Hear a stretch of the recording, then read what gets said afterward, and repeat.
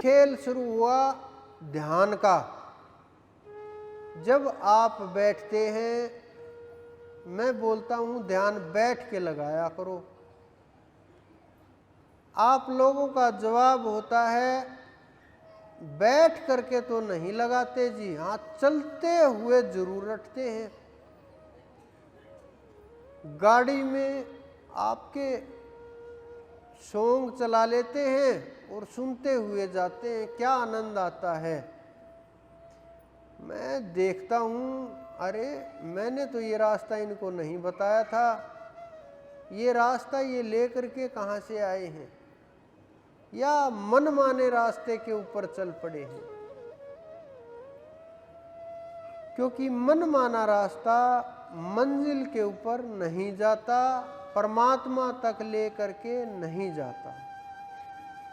मनमाना रास्ता आपको संसार में खो देता है। मैं देखता हूं कि लोग भजन नहीं कर रहे, बस दिखावा चल रहा है। ये आप लोगों की बात नहीं हो रही, मैं उनकी बात कर रहा हूं जो बड़े बड़े ये बोलते हैं हम तो विश्व के ऊंचे स्थानों के ऊपर बैठे हुए लोग हैं, कि वो माला घुमाते रहते हैं, मन का फेरते रहते हैं, चलता रहता है। क्योंकि मैं जहाँ भी जाता हूँ कुछ ना कुछ सीखते ज़रूर हैं, लोगों के हालात ज़रूर देखते हैं।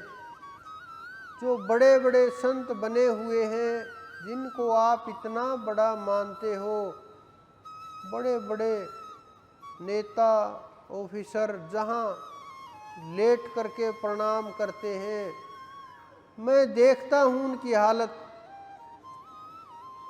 वो मेरा हाथ पकड़ करके बोलते हैं जो आप बोल रहे हो क्या हमें भी मिल जाएगा ये? विचार कीजिए आप लोग। गुरु बन गए, भीड़ इकट्ठी कर ली, प्रवचन देने लगे, दोनों हाथों से आशीर्वाद दे रहे हैं, संस्कृत के बड़े बड़े श्लोक बोल रहे हैं, और परमात्मा आसपास भी नहीं है। परमात्मा तो दूर की बात है, ये उम्मीद ही नहीं कि रास्ता भी मिल जाए, यानी उनके पास रास्ता भी नहीं है वहां पहुंचने का।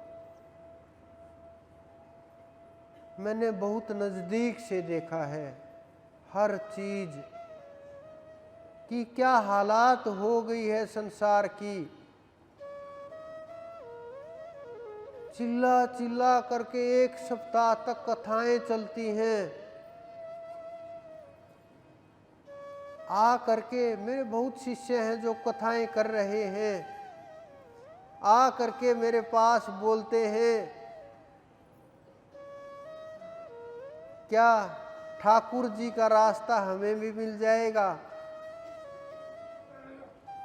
भजन कैसे करते हैं, हमारे से तो बैठा नहीं जाता। बस कथा में जो बैठ लिए। मैं पूछता हूँ ध्यान करते हो कि नहीं जी? पाठ में जाते हैं वहाँ तो माला फेरते हैं। मैंने कहा क्या माला में ध्यान होता है? कि नहीं जी, ध्यान तो फैला हुआ होता है। वो चीज़ें याद आती हैं, फिर चार काम और बता देते हैं मुझे, फिर बोलते उस जजमान का और देखा ना, कथा तो कर दी हमने, क्या होगा उसका बेचारे का। ये हालात उनके जो आपको सिखा रहे हैं अध्यात्म कैसे चला जाए, नाम कैसे रटा जाए, और परमात्माओं की लीलाओं का गुणगान कर रहे। तो आप लोगों का इस संसार का क्या भला होगा। जो गुरुओं के पद के ऊपर बैठे हुए, जिनके नाम के आगे 1008 और बड़े बड़े नाम लगे हुए हैं, जो पीठाधीश्वर बड़े बड़े वर्ल्ड लेवल के लोग हाथ पकड़ करके पूछते हैं कि मुझे इस रास्ते के बारे में जानना है, क्या आप हमें ये ध्यान सिखा दोगे। तो क्या आश्चर्य नहीं होना चाहिए कि हम तो साधारण से लोग हैं, कुछ हमने तो वस्त्र भी नहीं बदले, हम तो कुछ भी डाल करके ऐसे ही निकल लेते हैं, कोई तिलक, हमारे पास तो आज तक माला भी नहीं है। तो मैं तो बोल भी देता हूँ कि आपके ऊपर समाज की जिम्मेवारी है, लोग आपसे उम्मीदें करते हैं, लोग आपके पास आते हैं आपके वस्त्रों को, आपके पद को देख करके, तो क्या उम्मीदें करें हम आपसे। कम से कम ये दिखावा तो मत करो, फिर छोड़ दो सब कुछ, बोल दो लोगों को कि हमें नहीं पता उस तत्व का, हम उस सार को, ब्रह्म को नहीं जानते, फिर भी आना है तो आइए, वो अलग विषय है। लेकिन भ्रमित तो मत कीजिए, आप मेरे से योग सीखने की बोल रहे हैं। परमात्मा को ये सवाल कि क्या वो मिल जाएंगे, मैंने कहा ये सवाल तो आपको करना ही नहीं चाहिए। इस सवाल का तो वस्त्र बदलने के बाद अर्थ ही खत्म हो जाता है।